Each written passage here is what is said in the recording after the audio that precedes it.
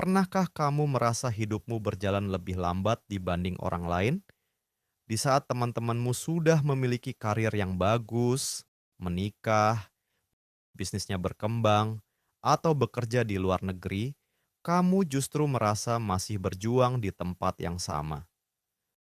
Setiap kali membuka media sosial, rasanya seolah-olah semua orang sedang berlari kencang dan kamu adalah satu-satunya orang yang tertinggal di belakang. Lama-kelamaan, muncul satu kalimat yang terus berputar di kepala. Mungkin aku gagal. Semakin sering kalimat itu muncul, semakin sulit rasanya untuk percaya bahwa masa depan bisa menjadi lebih baik. Padahal, kalimat "aku gagal" yang terdengar sederhana ini secara psikologis sangat berbahaya. Ada perbedaan besar antara mengatakan "aku mengalami kegagalan" dengan "aku adalah kegagalan". Kalimat pertama menilai sebuah peristiwa, sedangkan kalimat kedua menghakimi identitas diri. Sayangnya, otak manusia memiliki kecenderungan untuk melakukan hal itu melalui fenomena yang disebut overgeneralization. Ini terjadi ketika kita mengambil beberapa kejadian negatif, seperti gagal dalam satu proyek, belum mencapai target, atau merasa tidak cukup baik, lalu menggunakannya untuk menyimpulkan seluruh kisah hidup kita. Padahal, kenyataannya jauh lebih kompleks daripada itu.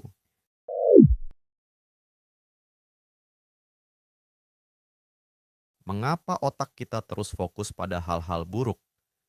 Berdasarkan fakta dari neuroscience, otak manusia sebenarnya tidak dirancang untuk membuat kita bahagia, melainkan untuk bertahan hidup.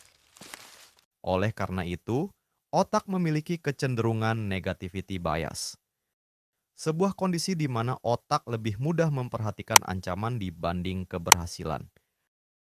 Akibatnya, satu kritik bisa mengalahkan 10 pujian, dan satu kegagalan bisa menutupi puluhan kemajuan. Itulah alasan mengapa ketika hidup sedang terasa berat, kita sering lupa bahwa sebenarnya kita sudah berkembang cukup jauh.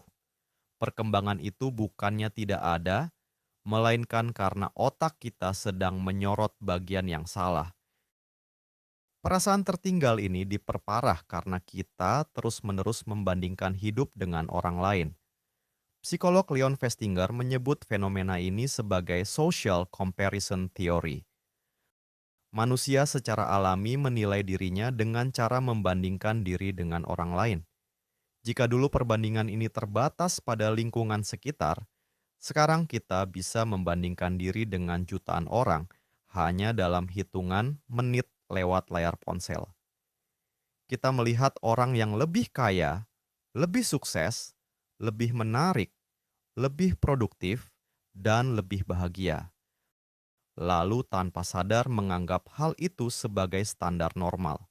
Padahal yang kita lihat hanyalah potongan-potongan highlight terbaik dari kehidupan mereka. Saat seseorang mengunggah foto wisuda atau pencapaiannya, kita hanya melihat hasil akhirnya tanpa pernah tahu malam-malam penuh stres, kegagalan, dan rasa takut yang mereka lalui. Membandingkan seluruh realitas hidup kita dengan satu momen terbaik orang lain tentu bukanlah sebuah perbandingan yang adil.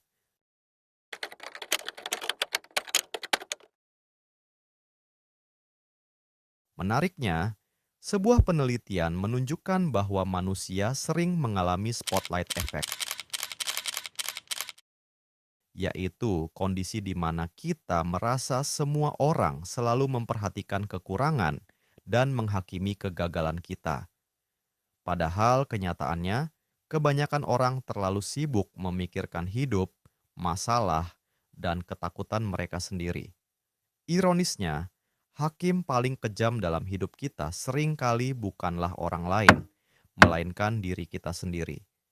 Kita juga kerap terjebak dalam survivorship bias, sebuah jebakan psikologis di mana kita hanya melihat orang-orang yang berhasil, seperti pengusaha sukses atau konten kreator yang viral, tanpa pernah melihat ribuan orang lainnya yang masih berjuang di tengah jalan karena mereka tidak muncul di beranda kita. Hal ini menciptakan gambaran dunia yang tidak realistis, seolah-olah semua orang bisa berhasil dengan cepat, padahal sebagian besar orang sebenarnya sedang berjuang diam-diam. Namun, bagaimana jika perasaan tertinggal ini sebenarnya bukan tanda bahwa kamu gagal, melainkan bukti bahwa kamu sangat peduli terhadap masa depanmu? Orang yang benar-benar menyerah biasanya akan berhenti berharap, berhenti mencoba, berhenti belajar, dan berhenti bergerak. Jika kamu masih merasa sedih karena belum mencapai tujuanmu, itu berarti masih ada bagian dalam dirimu yang ingin bertumbuh. Dalam psikologi, terdapat konsep yang dikenal sebagai growth mindset. Berbeda dengan orang berfixed mindset yang percaya bahwa kemampuan bersifat tetap dan melihat kegagalan sebagai bukti ketidakbakatan, orang dengan growth mindset melihat kemampuan sebagai sesuatu yang bisa berkembang. Mereka tidak berkata, "Aku gagal," melainkan, "Aku belum berhasil." Kata "belum" memang terdengar kecil, tetapi dampaknya sangat besar karena kata itu mengubah kegagalan dari sebuah akhir cerita menjadi bagian dari proses. Cobalah bayangkan hidupmu seperti sebuah film. Jika kamu menonton sebuah film dan berhenti tepat di bagian ketika tokoh utamanya kehilangan pekerjaan, ditolak, atau jatuh miskin, kamu pasti akan langsung menyimpulkan bahwa hidupnya hancur. Padahal filmnya belum selesai. Masalahnya, banyak dari kita yang terburu-buru menilai hidup ketika ceritanya bahkan belum berakhir. Kita berada di tengah bab yang sulit, lalu langsung menyimpulkan akhir ceritanya, padahal kita belum tahu apa yang akan terjadi 1, 2, atau 5 tahun lagi. Sebagai bahan refleksi, jika ada sahabatmu yang mengalami semua hal sulit yang sedang kamu alami sekarang, apakah kamu akan menyebutnya sebagai manusia gagal, atau kamu akan menguatkannya dan mengatakan bahwa dia hanya sedang melalui masa yang sulit? Menariknya, kebanyakan orang jauh lebih lembut kepada orang lain dibanding kepada dirinya sendiri. Kita mudah memberi orang lain kesempatan untuk bertumbuh, tetapi menolak memberikan kesempatan yang sama kepada diri sendiri. Mungkin saat ini hidupmu memang belum sesuai harapan.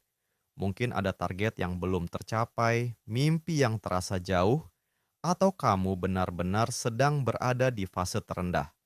Namun, ingatlah bahwa fase terendah bukanlah identitas, melainkan hanya lokasi sementara. Sama seperti malam yang bukan merupakan identitas langit, melainkan bagian dari siklus waktu. Jadi, jika akhir-akhir ini kamu merasa tertinggal, kalah, atau gagal, ingatlah satu hal: jangan mengambil foto dari satu momen sulit lalu menganggapnya sebagai seluruh kisah hidupmu. Hidup bukanlah foto, melainkan film yang masih terus berjalan. Bab yang sedang kamu jalani sekarang bukanlah akhir cerita, melainkan bagian yang nantinya akan membuat bab berikutnya jauh lebih bermakna. Jangan buru-buru menghakimi dirimu sendiri, karena cerita ini belum selesai.